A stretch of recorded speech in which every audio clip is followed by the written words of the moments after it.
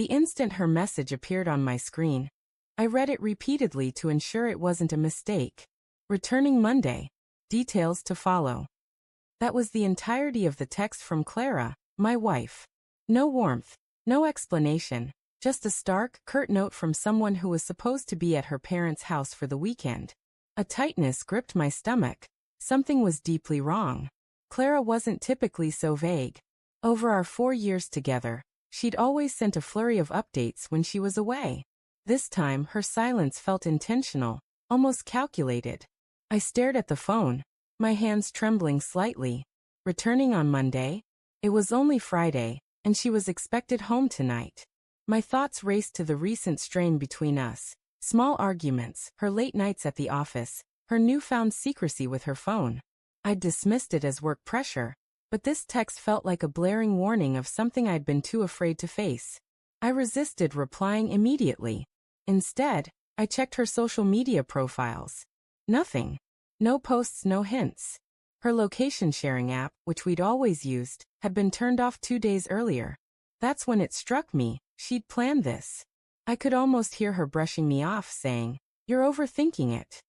But my gut told a different story. After pacing for an hour, I finally sent a response. No need for explanations later. Enjoy your trip. It'll be your last as my wife. Then I shut off my phone and stepped outside, craving fresh air. My chest felt crushed, yet a peculiar calm washed over me. The kind that settles in when you stop pretending everything is fine. When I powered my phone back on 20 minutes later, Clara had already left a dozen missed calls. It rang again persistently.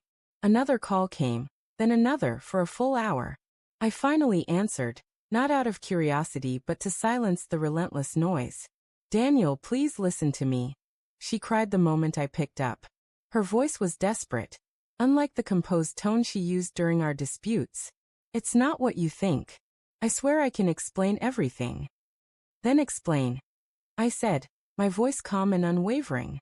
Because all I see is a wife who lied about where she was, disabled her location, and texted me about Monday like I'm a stranger. Make sense of that. A heavy pause followed. Then, with a quivering breath, she said, "I went to the coast with some co-workers. I didn't tell you because I knew you'd blow it out of proportion. It's just work-related." I interrupted her. "Work trips have itineraries, reservations, managers. Show me evidence." There was rustling on her end, perhaps hushed voices nearby. "I can't send anything right now," she said. "My phone's almost dead." That weak excuse broke my last shred of patience. "Then let it die," I said and hung up.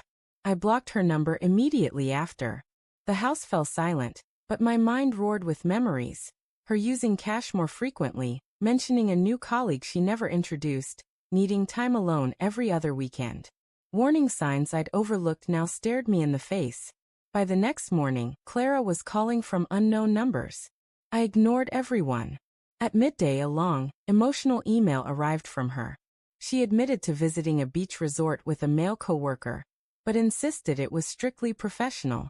She claimed she panicked because she knew how it appeared, but her words only deepened my doubts. Guilt always hides behind justifications. I didn't reply. Instead, I reached out to my lawyer and started the divorce process that same day. The anger had subsided. I was simply exhausted. A marriage built on lies collapses long before the paperwork is filed. On Sunday evening, earlier than she'd indicated, I heard her car pull into the driveway, followed by her hurried footsteps to the door. When she saw me in the living room, she froze. She attempted a smile, but her eyes were swollen and red from crying. "Daniel, can we talk, please?" she whispered. "There's nothing left to discuss," I replied calmly. "I've already consulted my lawyer." I handed her an envelope with the divorce papers. Her hands trembled as she opened it, tears falling quietly onto the documents. She begged, citing stress, loneliness, a reckless mistake. But I didn't respond. I had no energy left for delayed excuses. I told her to collect her belongings and leave when she was ready. That night, as she drove away, I stood by the window, watching her car vanish for the last time.